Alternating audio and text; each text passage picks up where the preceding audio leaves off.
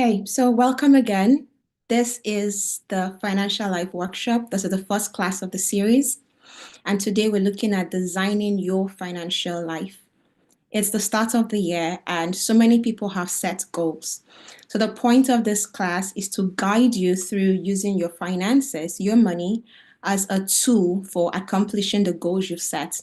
And even if you've not set those goals yet, and you're not entirely sure how to combine using your finances together with these ideas you have to accomplish something worthwhile this year and for the rest of your life, I'm going to be teaching you how to do that in this class.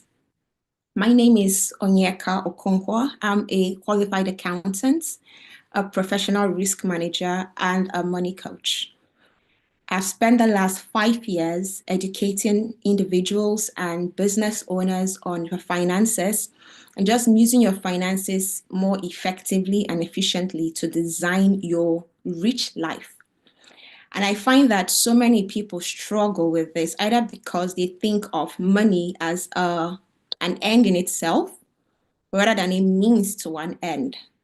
And so when I've worked with people in the past, we've usually had to start at this particular point today, which is what I'm going to teach you. And most of it is how to just redirect your mind to seeing money as what it is. It's not the goal. It's a toolkit. It's a tool in your toolkit. It's something in your arsenal that you can make use of to accomplishing the goals you have for yourself. I am going to share my screen with you now so that we can keep this off properly. You just let me know when you can see everything, okay? So in this class, we're going to deal with everything here in basically 4 sessions. We're going to look at Elevate. This is where we're going to declutter our mindset. So many people's challenge when it comes with money is really a mindset thing. Then we're going to assess, see what we have available in our financial toolkit. Then we're going to design, which is where we'll visualize our rich life. Many people surprisingly have not gone through this process before. And then finally, we are going to position. This is where we'll define the action plans we're going to take to accomplishing those goals using our finances and ensuring that our money is working very efficiently and effectively.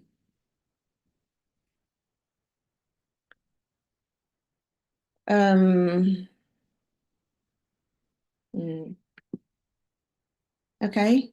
Let me know if you can see the entire screen now. I'm just going to share this again.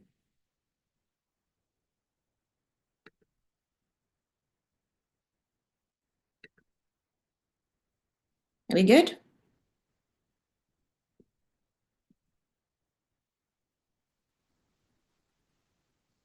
Perfect. Awesome.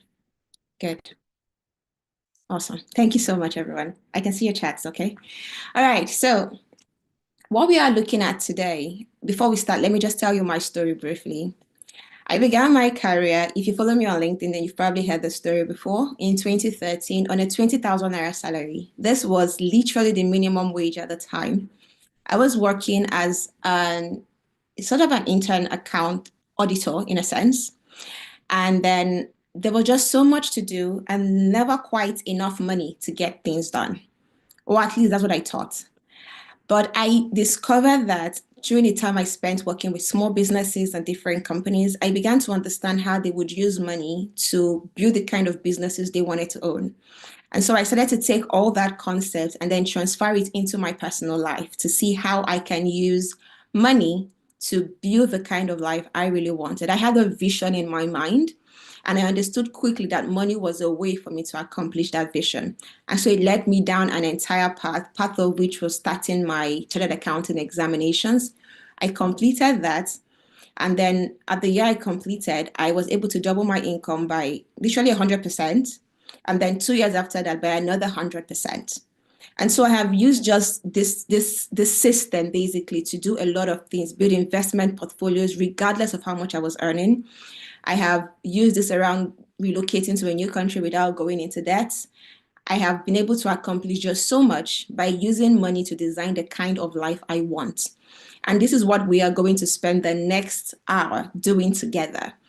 we need to understand that when it comes to money, it's a personal thing. We saw that personal finance is effectively 80% personal, which is it is about you, and it's just 20% about the money.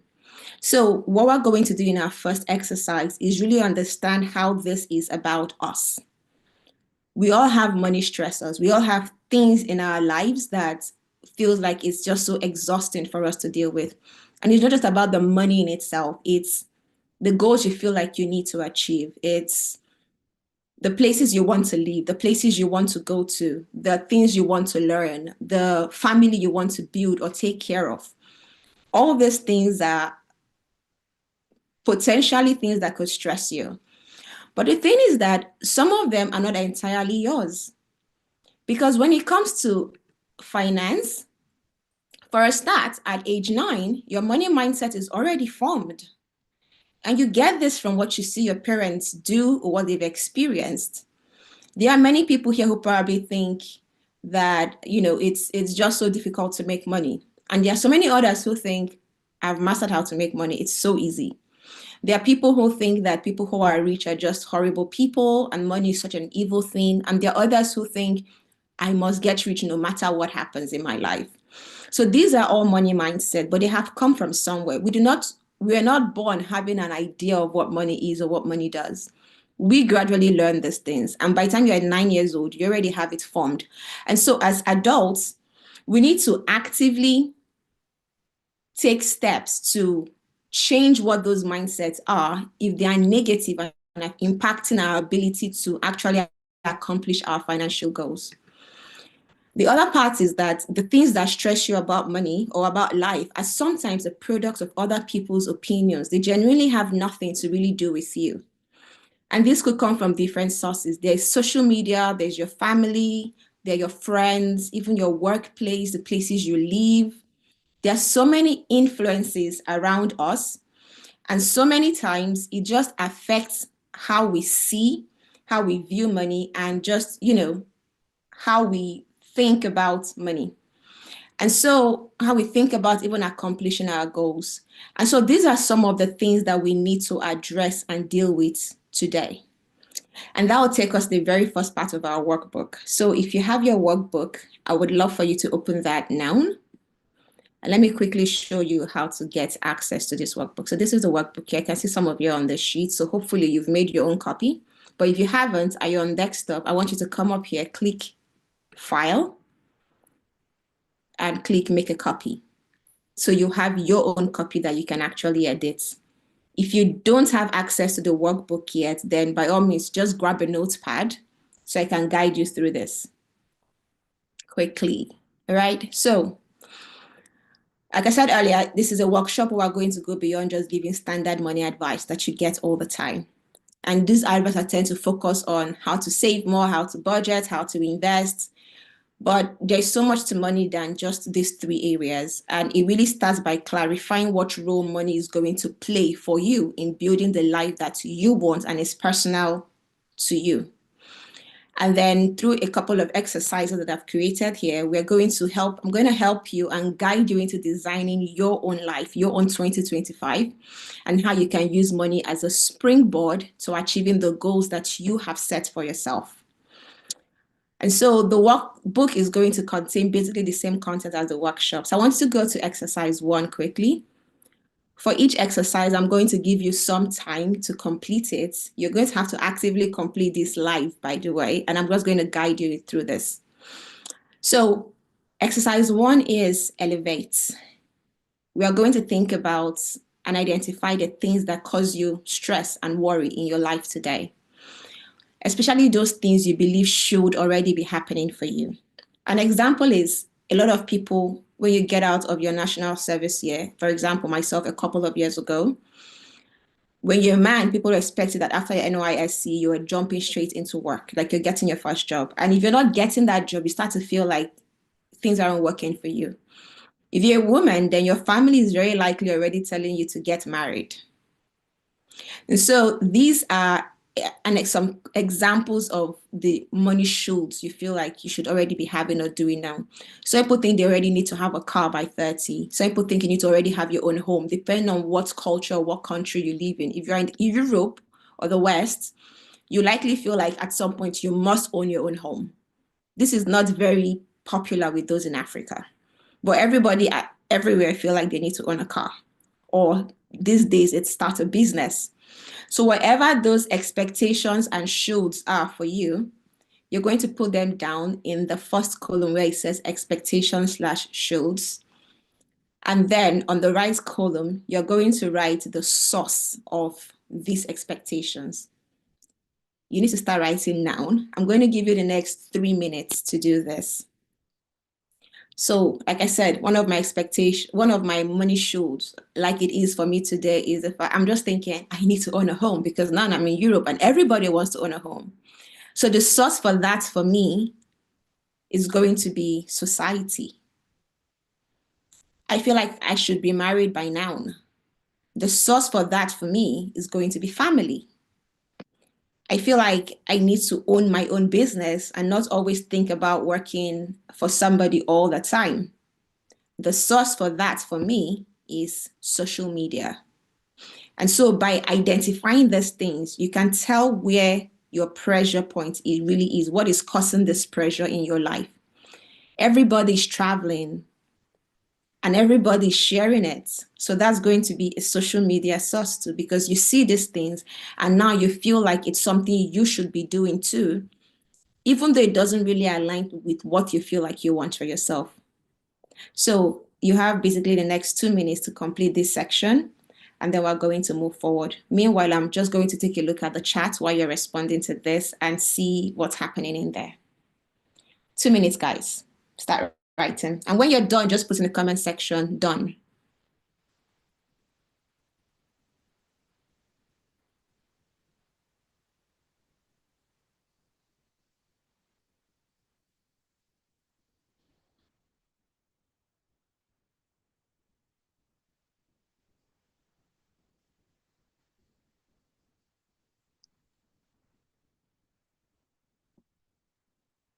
And if you have any questions in between, do let me know also in the chat. I'm going to take a look at that. You have about a minute and 30 seconds to be done with step 1, stressors. Again, if you don't have the workbook, you can already see this on my screen. Just grab a notepad quickly and just write yours down. You can fill in your workbook later, just so you're not behind.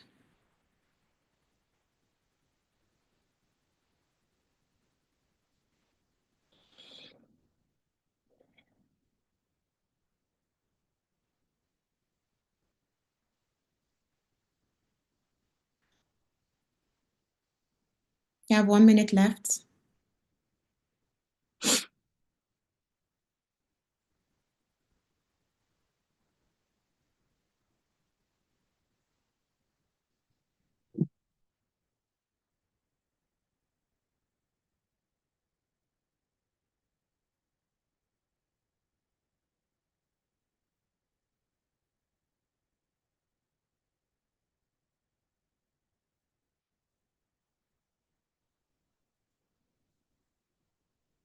Even if you don't have the workbook, just so you're not behind, please grab a notepad and start writing on your notepad.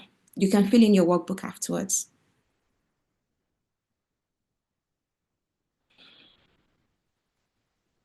So just 10 seconds left. Thank you, Samuel. It's done.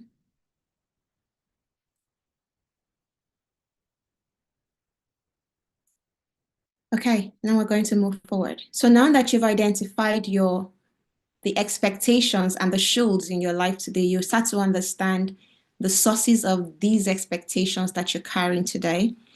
It's just going to give you a quick idea and a vision in your mind of what you feel like you need to be doing. And then subsequently, we're going to look at what part of these expectations you have today are really yours or something you truly even care about in the first place. So the next part of the exercise we're looking at today is your money scripts.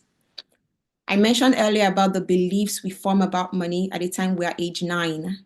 And most of us have carried these beliefs even till today. The problem with this is that a lot of these are limiting mindsets, and they make it difficult for us to accomplish the goals that we have. And so if you're not actively dealing with this, it might be impossible for you to honestly accomplish any goal you set for yourself. And yes, your expectations and your source can actually be you to, it's possible for you to be giving yourself pressure. It is possible. And so in our money scripts, I want you to think about what stories you tell yourself when it comes to money, especially the negative stories. Do you think that you're not good with money? Maybe you've made a mistake at some point in the past and suddenly you feel like, I'm so bad with money, I can never do this right. Or you're struggling with investing and you think, I don't earn so much and so I can't save. Or investing is for people who are wealthy. I don't have enough money to start investing. Do you think that to save, you need to have a lot of money? Or that money is such a terrible thing and people who are rich are doing, like you see a rich person and you think he's doing rituals or he got that money from some illegal means. So, or you think that, even if you think that um, whatever it is you make today, you need to enjoy yourself and allow tomorrow worry about itself. These are money scripts.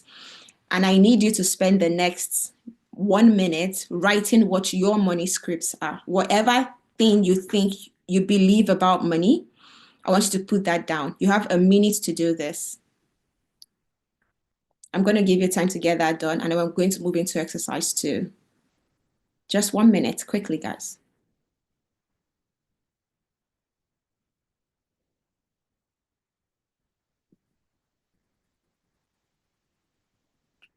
What is your money script? 30 seconds left. When I was earning 20,000 naira, I honestly thought that I couldn't actually earn more. I thought that was just going to be the max I was going to earn, or even if I did, it was never going to exceed maybe 100,000 naira. That was the money script I had over 10 years ago. So what's your money script today? What do you believe about money right now? Put that down there. I'm going to give you about 15 more seconds so we can move on quickly. Again, done in the comments when you're done.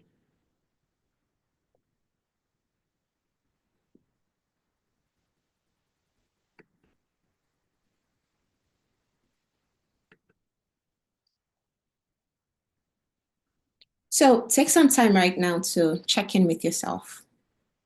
You have pretty much explored your mind and your heart, and this is something that many people get to do. In the next 1 minute, tell me in the comment section how you're feeling. Looking at what you've just written now, how does it make you feel? How do you feel? I'm giving you a minute to tell me in the comment section how you're feeling. I'm looking at the chats. How you feeling? What's it telling you? Do you feel like there's so much you need to change right now? Do you feel like you're just carrying the weight on the world on your head for nothing?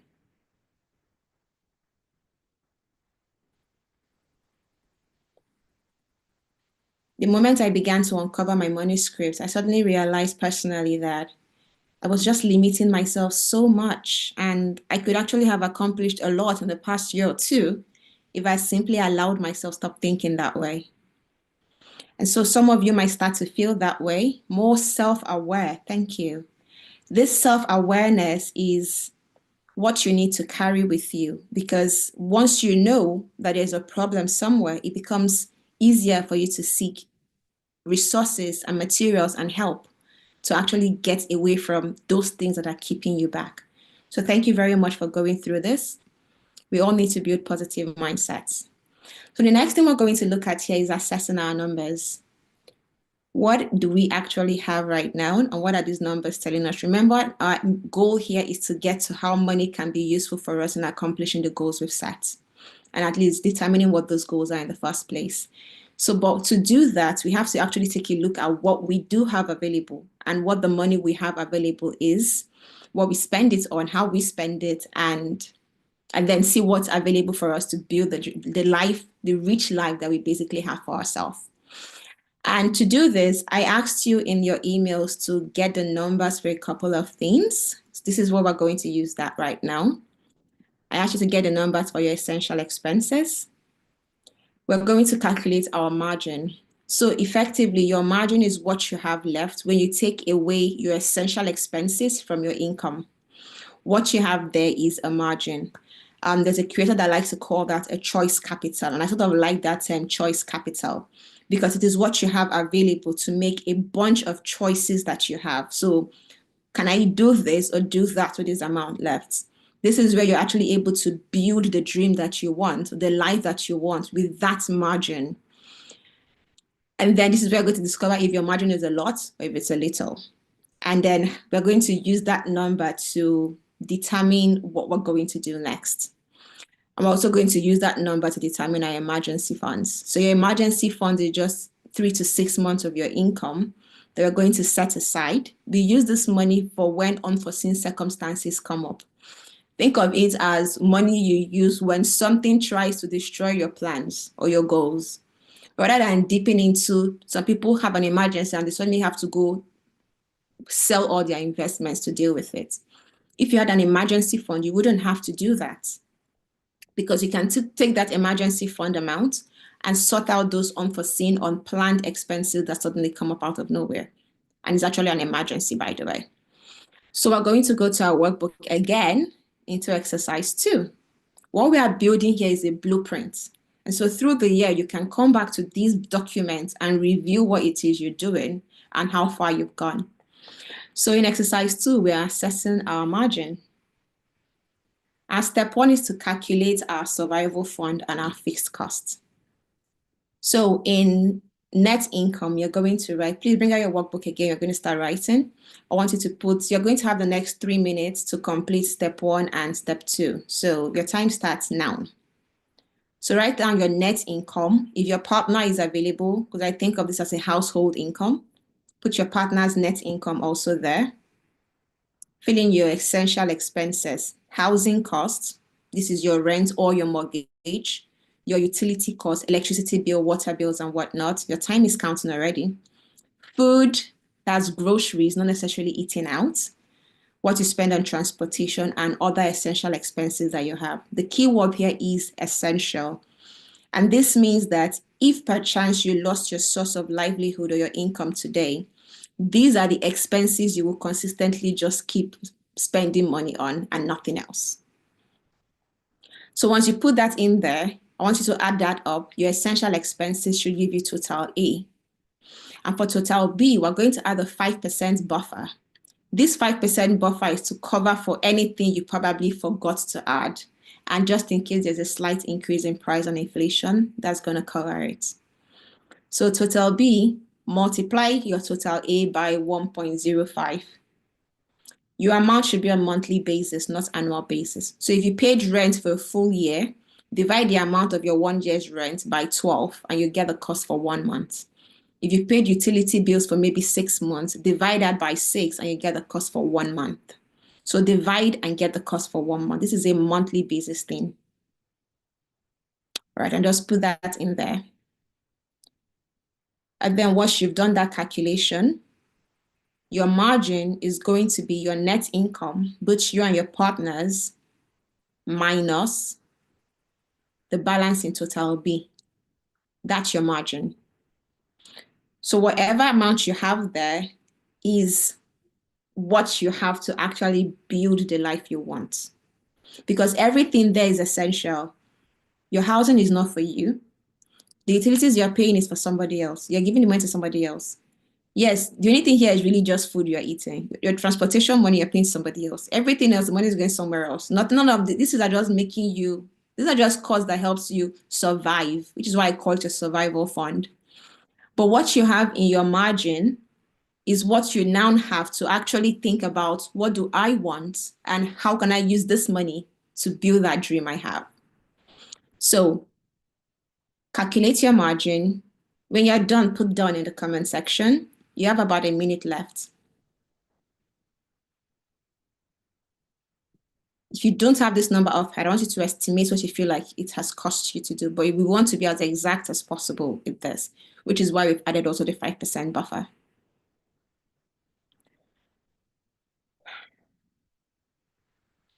Now think about this number. How do you feel about this number that you have in your margin? Remember I said there's the money you're going to spend to build your life. So think about it. How do you feel about it? Do you feel like it's a lot of money you have left in a month to actually do something worthwhile, or do you feel like it's too little? Do you have more than you expected to have or less than you expected to have in your margin? I'm waiting for your comments. How do you feel? Too much? Too small? What do you think? When I did this calculation, I just thought to myself, wow, you have so much more money than you thought you did. And yet, at the end of the month, I'm always wondering, where did all my money go to? But the chances that you're spending money on things that don't really matter to you, and you have so much leakages in your income. And so this exercise is going to help us mop up those leakages and redirect them to somewhere useful to us. All right, I'm going to move from that. In step 3, we're going to calculate our emergency fund. I already told you what an emergency fund is. We're setting this aside for unforeseen expenses and events that can throw us off our plans. And I've created 3 checkpoints for your emergency fund. And the reason why is that when you tell people to save money for 6 months straight up, they get so daunted. How am I going to do that? Especially when you've calculated what it means to save money for 6 months. But if you've saved for 1 month, then your mind will tell you, okay, I have 1 month down. And then you save the second month, and then you save the third month. You're building up to something gradually, okay? So I want you to think about your savings checkpoint now and where your emergency fund checkpoint is going to be. So for the first month of emergency checkpoint, we're going to take the total from A, when you added your essential expenses without the buffer. Take that total and multiply it by 1 and insert it in 1 month. Take the same total, multiply it by 3 and insert in 3 months, and do the same thing for the 6 months and insert it in 6 months. These will be your checkpoints, and this is how you're going to build your emergency fund. You build 1 month first, then you build 3 months, and then you build 6 months. And this means that you don't necessarily need to take money as a bulk and dump it inside there. You can gradually build this over time. And now we're going to reflect. Okay? We're going to reflect on this. What checkpoint have you reached in your emergency fund? If you don't even have an emergency fund, in that point, you're going to write 0, like you don't have one existing.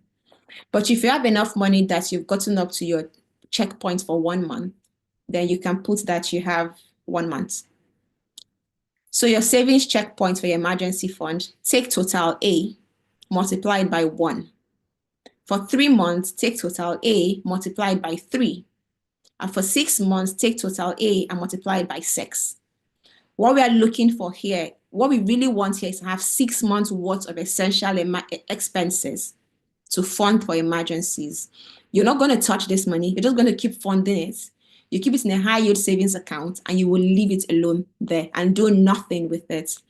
When an emergency happens, then you will pull out from that money to sort that emergency and then gradually fill it up again to 6 months.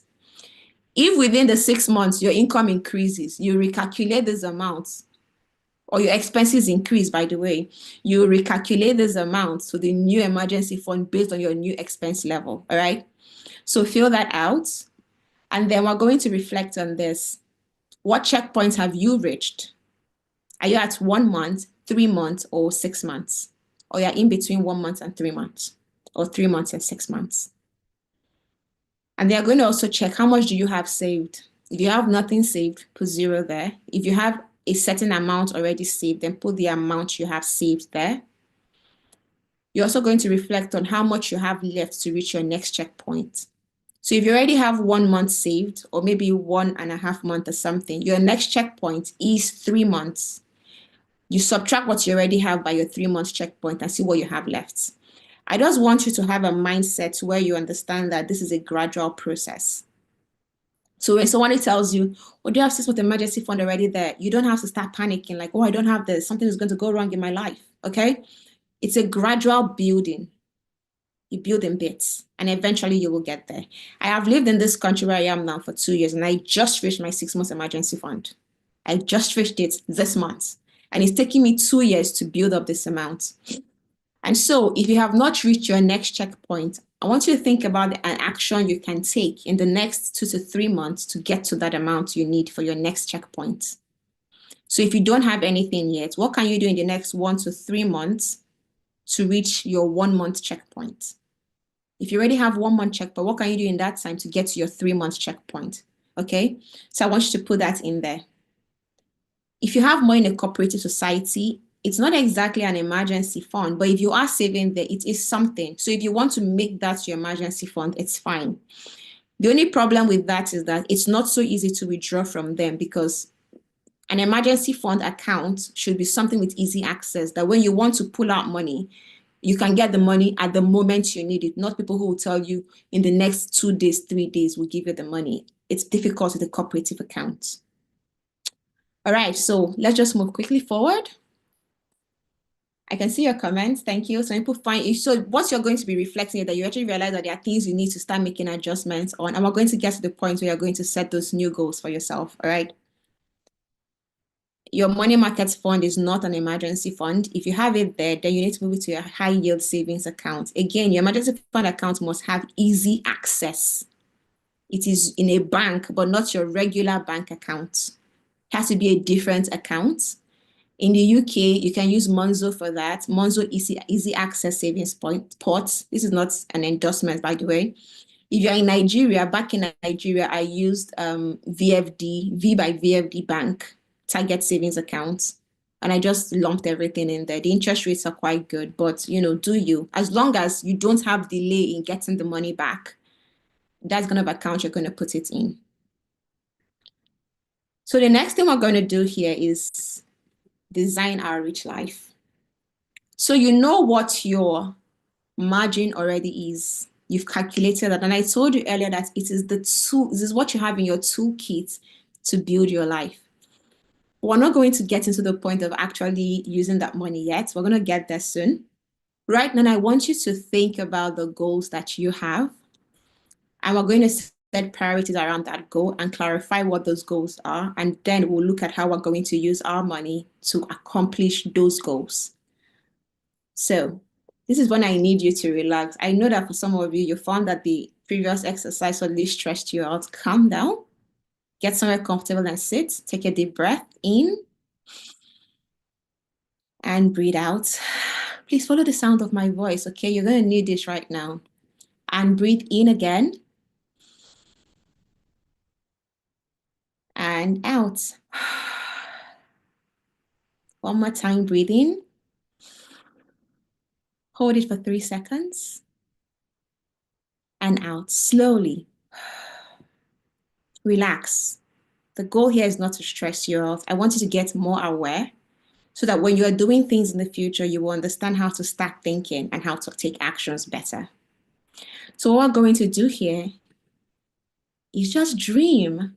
Forget about the money you just calculated or what you have or didn't have.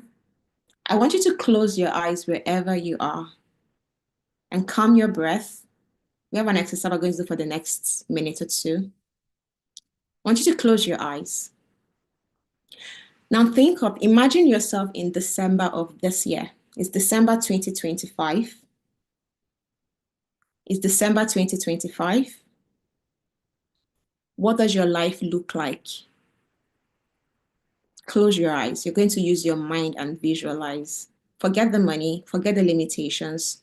This is where you build your life. Many people have not bothered to go through this activity before. Where are you waking up?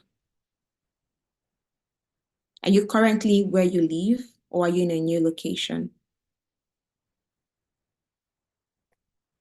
How does your day unfold? What do you see? Who's around you? Do you have family? Are you alone? Are there friends there?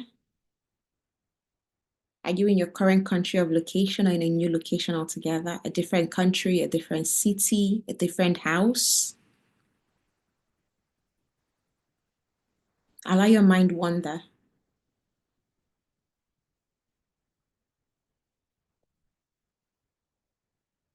What work are you getting ready for? Do you still work in the current place you work in? Or did you get a new job? Are you working somewhere different? What kind of business is that? Or are you doing your own business? Where are you right now?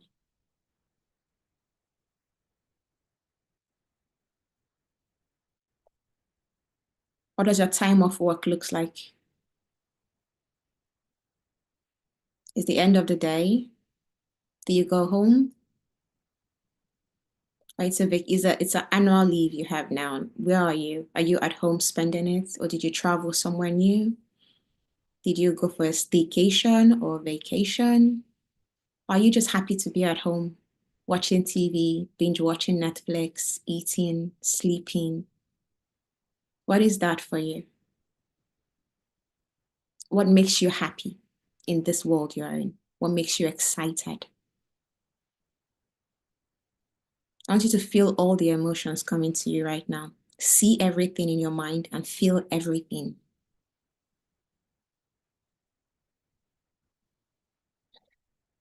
Now take another deep breath in and breathe out. Breathe in again and out. Now open your eyes. How did that feel? Good? I want to go to exercise 3 of your workbook, and the things you just thought about, I want you to write them down in step 1, write down your goals. The things you saw in your mind. It might not be the life you have today, it might be a life you've just imagined. I want you to write it down. What country were you in? What city were you in? What were you doing? Where were you working? What kind of car were you driving? How was your time of work? What kind of work were you doing? Put it down there. I'll give you about 2 minutes to write all of that down. Feel those emotions, feel excited, put it down. You have about 2 minutes and 30 seconds. Just write. Just write. Many people haven't gone through this exercise before. You don't have a picture in your mind of what it is you want to do with your life, or where you want to be, or where you want to go. It's all that money shows we did at the first set. All those things are stressing you out. You've not had the time to think about you. So this is you thinking about you. Write down what you see. You have 2 more minutes.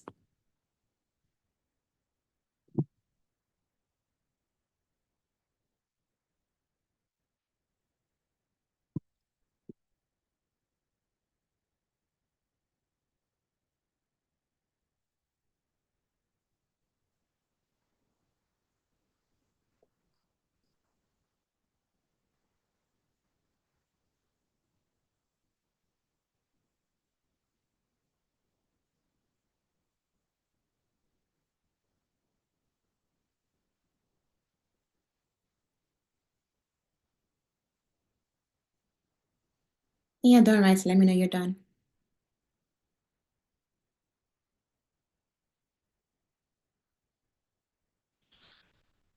You have about 1 minute left. Just finish step 1 only. Write.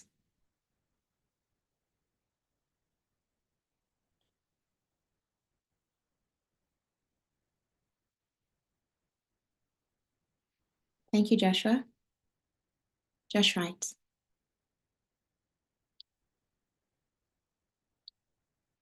You have about 30 more seconds.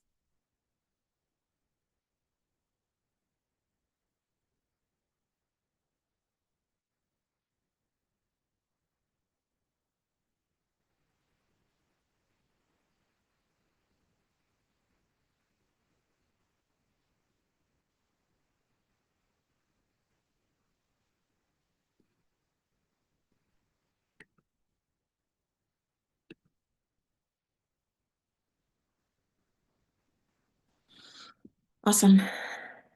So I feel like that was a beautiful exercise. I feel even great because I allowed myself dream too. And I have done this so many times. So I want you to give yourself time to actually dream, even if it's a weekly basis, even if it's just for 5 minutes. Let yourself see your life where you want it to be. Your imagination is so powerful, and we don't usually give ourselves room to do this. So give yourself some time, all right? Now, we're going to step 2.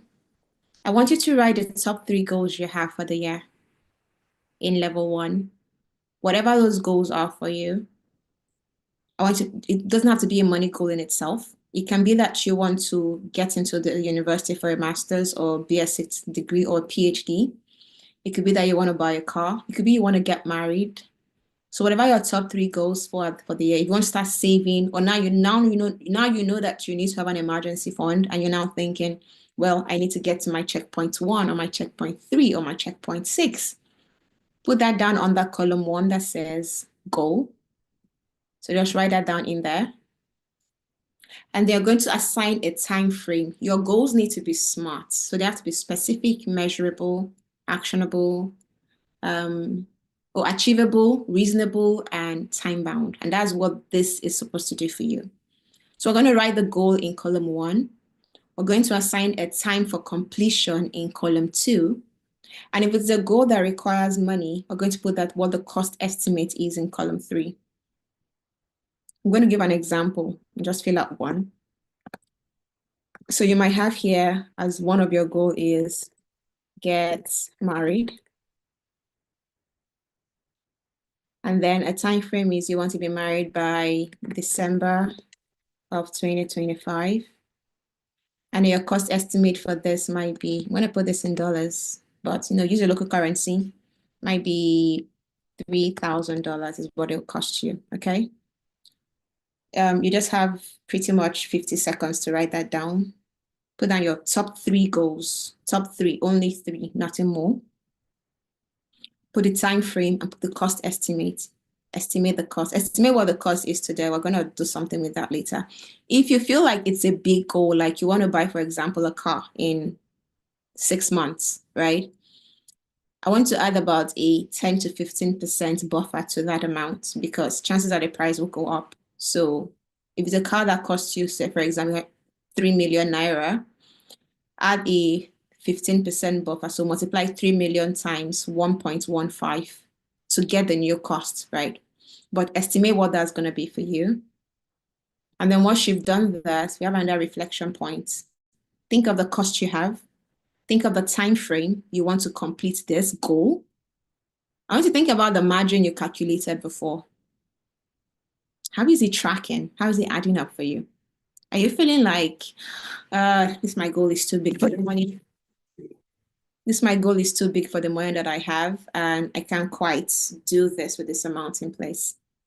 What's it telling you? You can let me know in the comment section what it's telling you. Are you feeling like, crap, I need more money?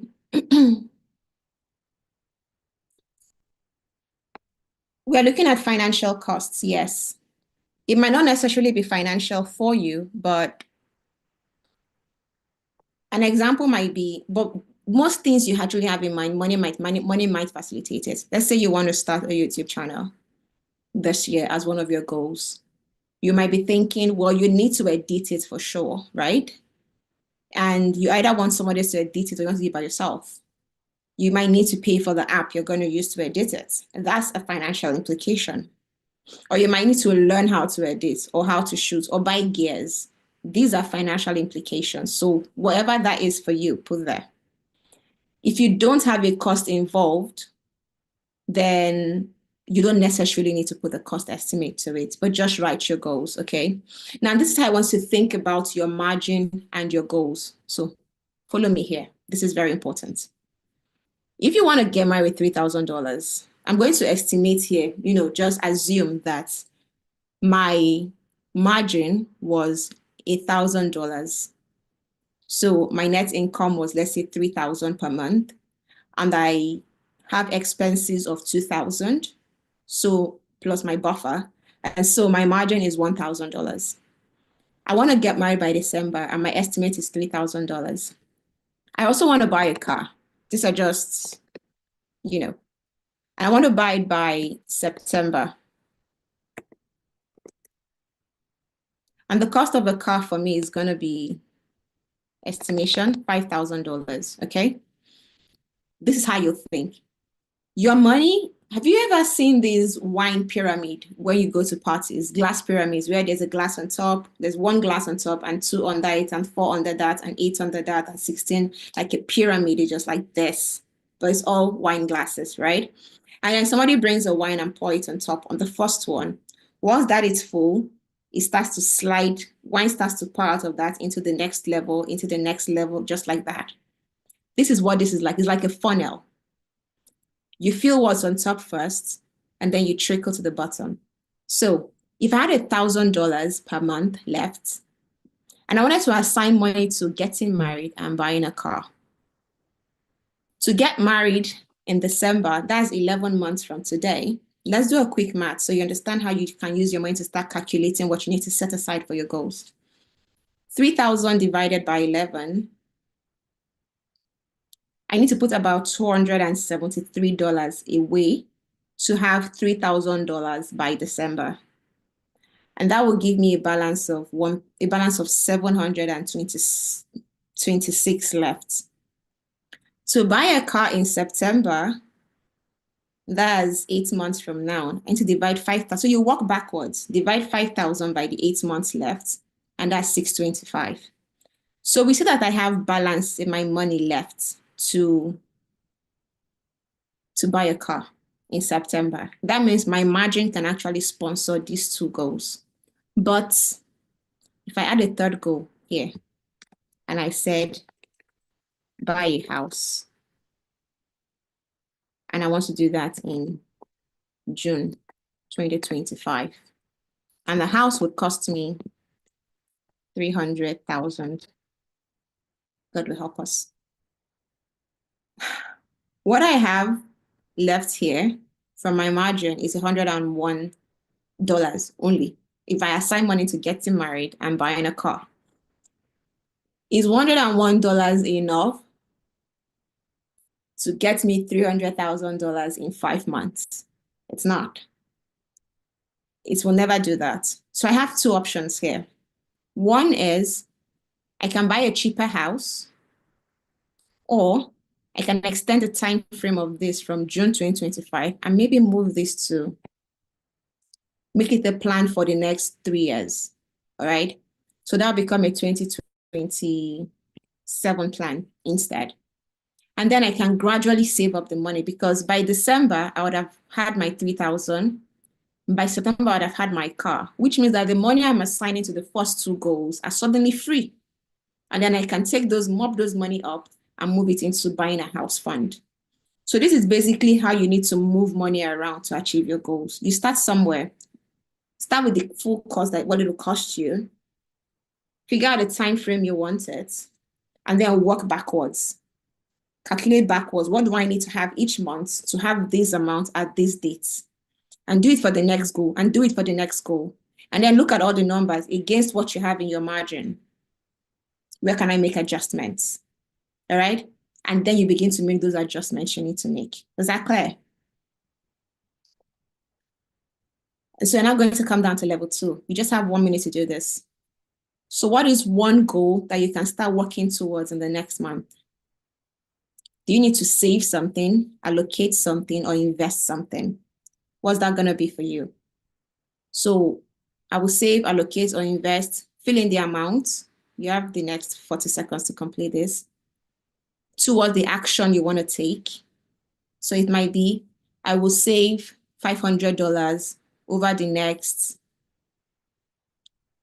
11 months towards getting married, because this will impact my emotional well-being. I'm going to feel, like I have a partner, somebody with me, whatnot. So feel that for yourself. Just pick one goal and what you're going to do with that one goal. That's all. And then you can do this subsequently for the others, after this class. And when you're done with that, you can share with me in the comments what your one goal is that you want to do. What is it you want to do for yourself? What do you want to allocate? Even if it's an investment goal you have, how much you want to invest? How often are you going to do it? You can share that with me in the comments. So I'm going to give you, I'll give you an extra minute to complete that, because this is so important. It's an action you need to take. You need to do this. All right. 40 seconds left.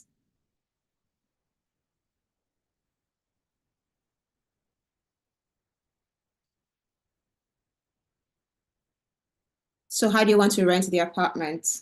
I can see your comments. How much are you going to save or allocate over the next few months towards renting that apartment? How much are you going to put aside? Because you have to save before you're actually able to rent. The money needs to be on ground before you get the house to rent. So what you're going to do towards achieving that goal of renting an apartment? What do you need to allocate to your apartment fund to accomplish that goal? Because there's no point having all these dreams and goals if there's no action for you to take towards them. So this is where you need to specify your action points, okay? Okay, then I'm going to move us forward.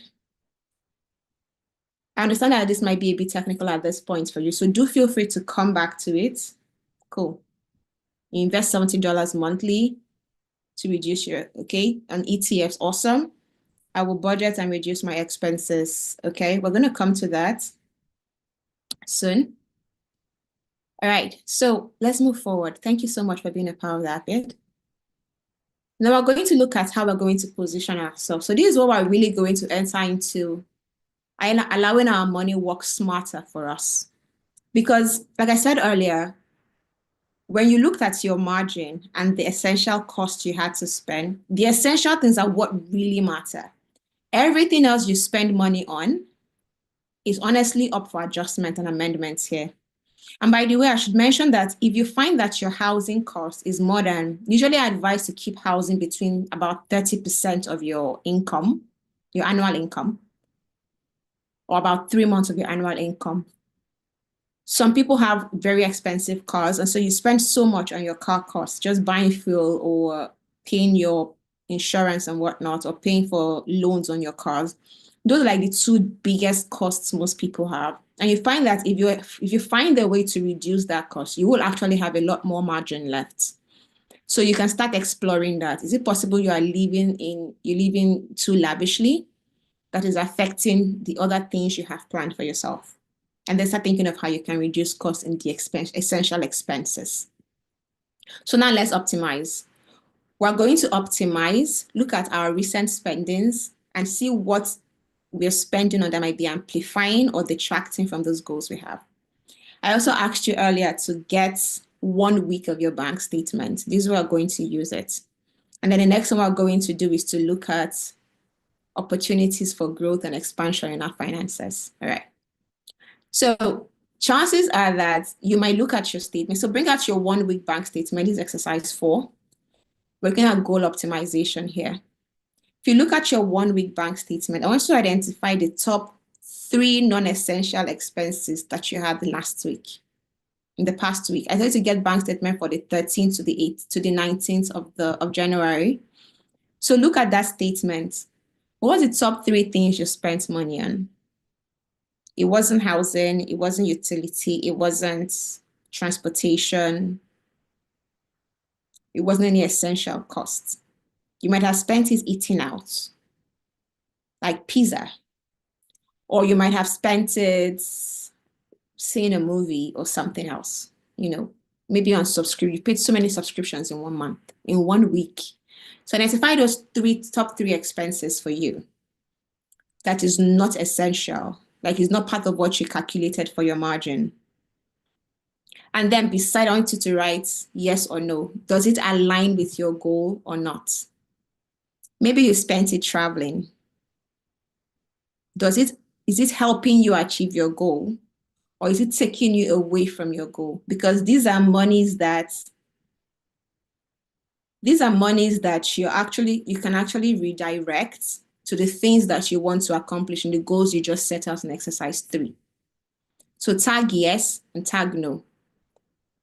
In level 2 of this, you're going to look at these things you've written and tag yes or no. And you're going to pick one item for a start. Many people try to make change too quickly, and so you end up not really sustaining that change. So maybe you spend so much money eating out. Let me use an example. You spent about 200,000. That's a lot of money. Let's say you spent 50K eating out in 1 week. Your new goal might be to redirect maybe 20% of that money.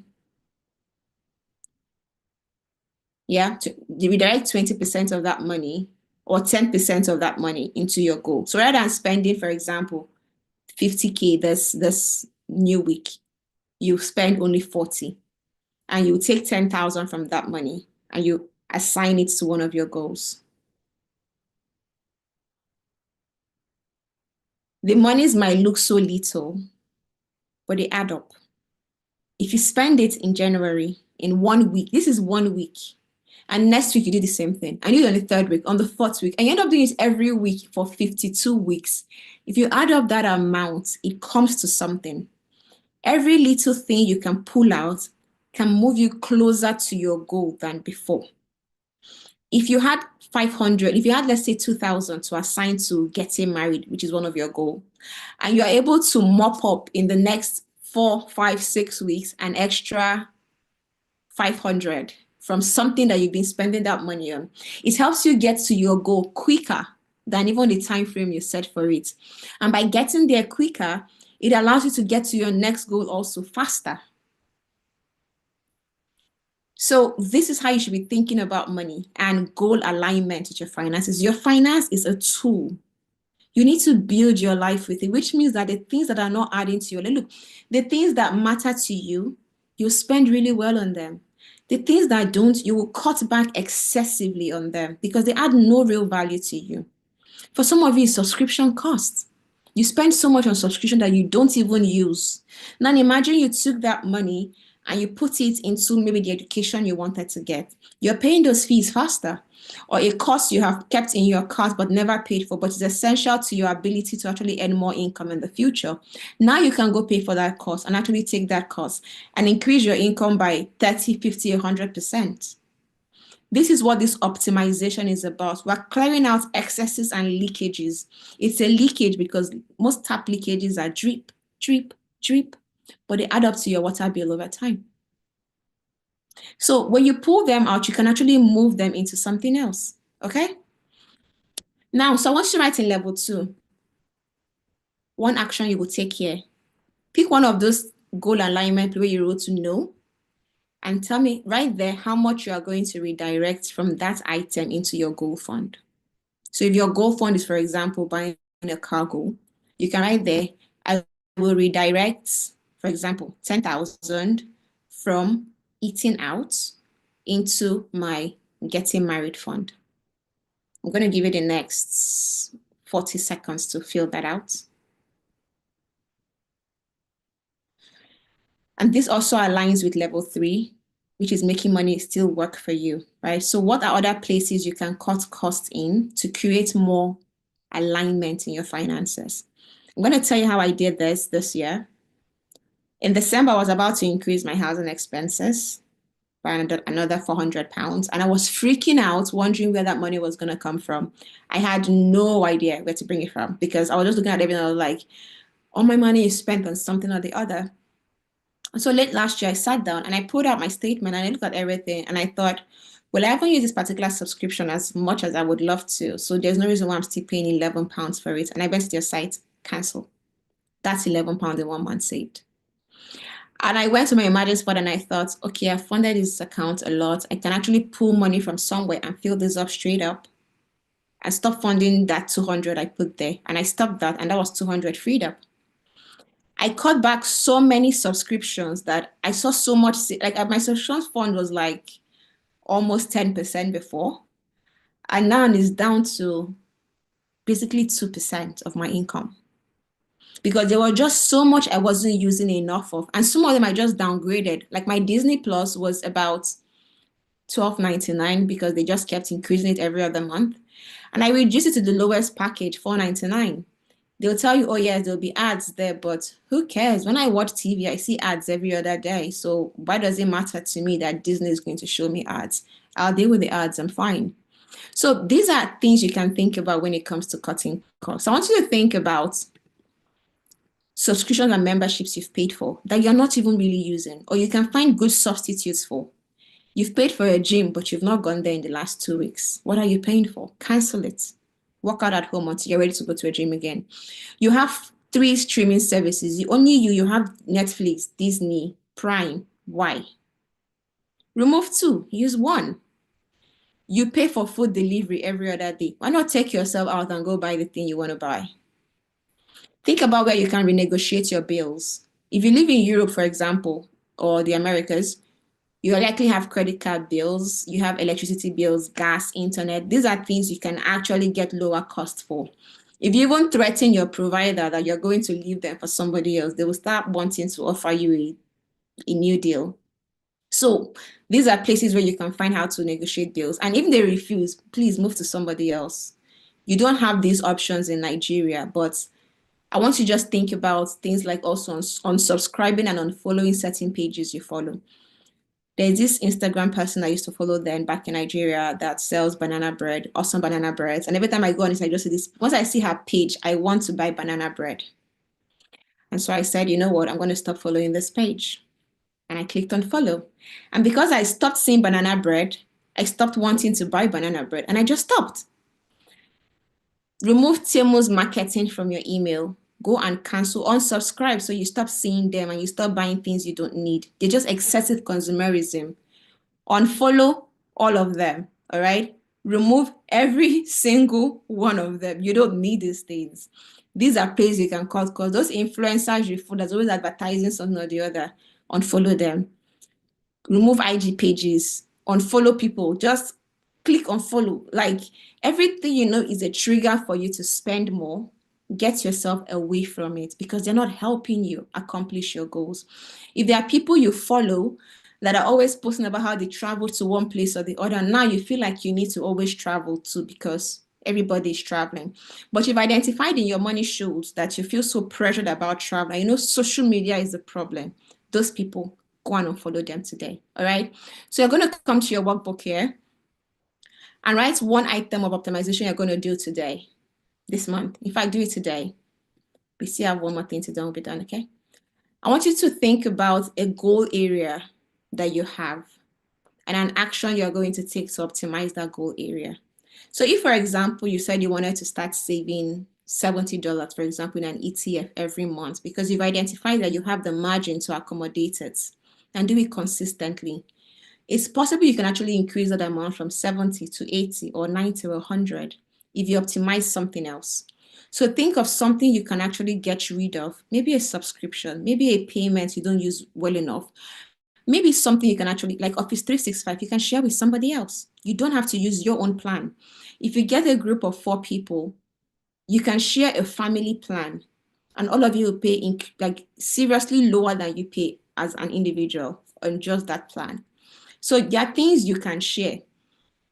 Think about where you can cut those costs. If having apps is the reason why you spend money buying food all the time, go and delete the app. And then take that money you keep spending there and redirect it to one of your goal area. So I'm going to give you the next 1 minute to optimize something. Pick one thing and optimize it today. Just one thing. Before this January is over, find one item you can optimize. Who do you need to unfollow?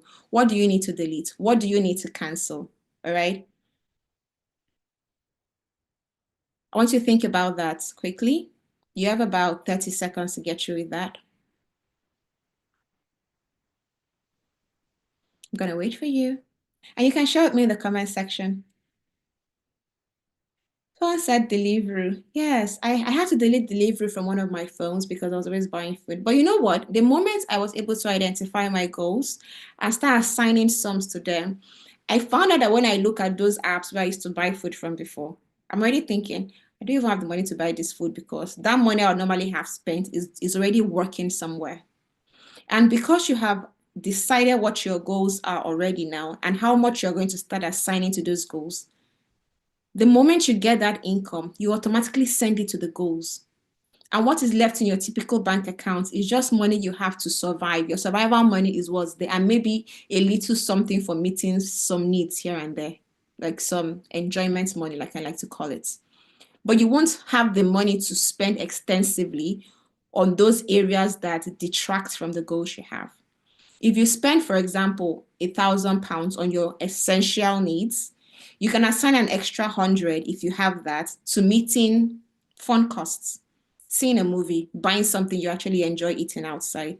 But you will end up spending £300 because the extra £200 has gone into a different account that is funding something that matters to the life you want to build. And that is the beauty and the purpose of this entire exercise you've just done, all right? Now, let's look at growth area.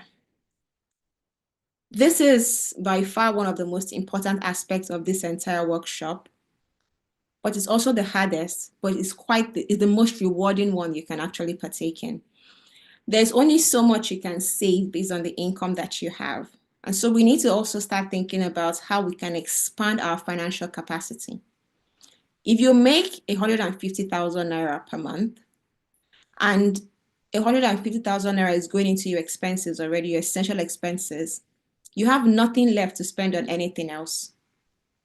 If you make that much money and you spend, for example, 120K on essential expenses only, you have only 30,000 naira left. There's not so much you can do with 30,000 naira month on month.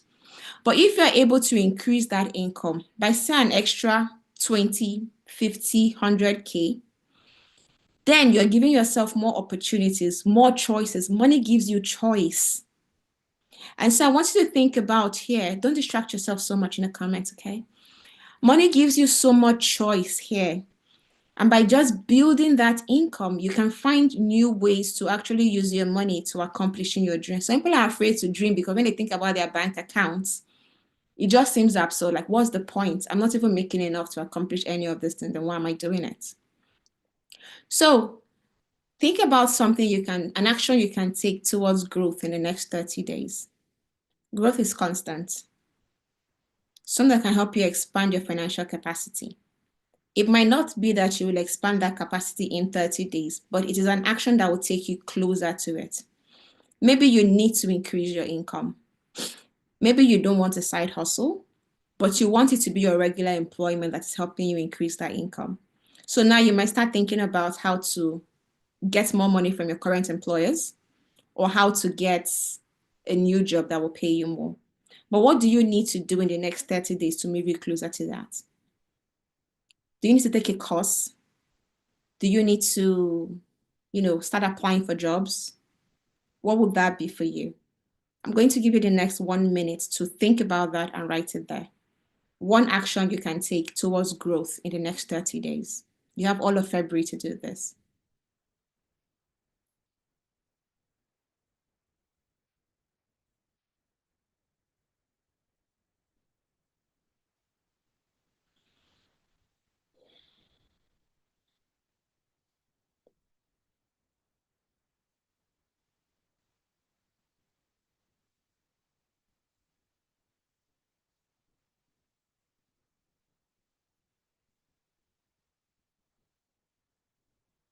Just one action.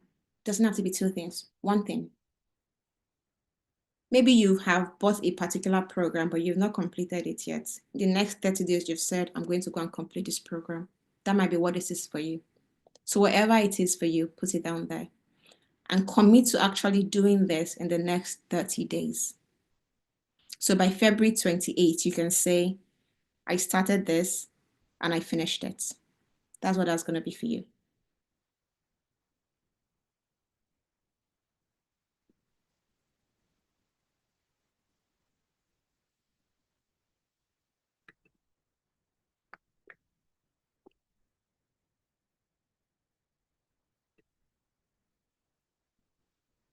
And if you'd like to share that with me in the comment section, you can do so.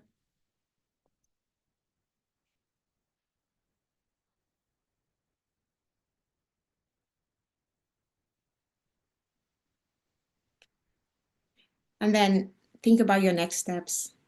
You've learned so much today.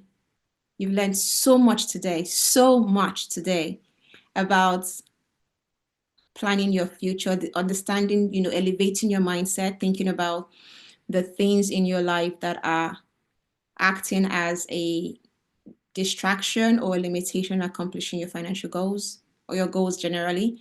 You have thought about the kind of life you want to build for yourself. You have worked on understanding your finances today as it is and areas where you can optimize. You thought about your emergency fund and what you need to do next in your checkpoints. You've thought about the growth area you have and what you can do in 30 days time to make that possible. So what is one action you can take today that will help you move closer to your goal? It's possible to complete this class and think to yourself, I'm going to do some of these things tomorrow, but I want you to think about one thing you can do today. As this class ends, you just go straight to it. For some of you, it might be that you need to open an investment account.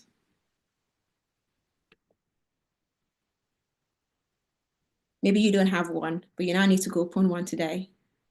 It might be that you need to delete something, cancel something, unsubscribe from something. It's a today action. Today action. What you're going to do today to make this happen. One goal area, one action point to help you get closer to that goal. I want you to write that down in your workbook in the last tab available. I want you to understand that our goals are always going to change at some point. Where you are today in life might not be where you want to be in the next 5 to 10 years. But this activity you've gone through today is a checkpoint for you. It's a document you can come back to over and over again and build up on. Think of it as something you can reflect with through the year. And then when you come back, maybe in 3 months' time and look at it, you can ask yourself, reflect again, where am I against these goals I've set? How am I accomplishing the things I'm doing? Have I gotten closer to this or am I farther away from it? Where do I still need to optimize to accomplish these goals I've set for myself? I want to give yourself an opportunity to actually use your money as a tool that it is to build the life that you are designing for yourself, the rich life that is for you, something that is authentically yours and feels like yours. A life where you can wake up every morning and think to yourself, well, I'm so happy to be doing this today. Think about that. Keep coming back to this workbook. I have set up a Telegram channel. Obviously, I'm hoping you received the email. And I want you to go to that channel. And if you have questions I haven't responded to in this video, you can put them on the channel and I'm going to respond to them there. I want us just stay on topic here. Some of you have investment questions and today's not about investing. We'll have a workshop in the future about investing. I'll send you an email on that. But if you have things you want me to respond to now, put them in Telegram and I'll come there and pick up your questions. Thank you so much, everyone, for being a part of this. I hope this has been helpful to you. You have a workbook, you have a blueprint to help you with your life for the next 12 months. Use it extensively and keep coming back to it. Thank you for being a part of this class. You can come back to the channel and watch this again if you need to. All right. And I'm going to see you next time. Bye.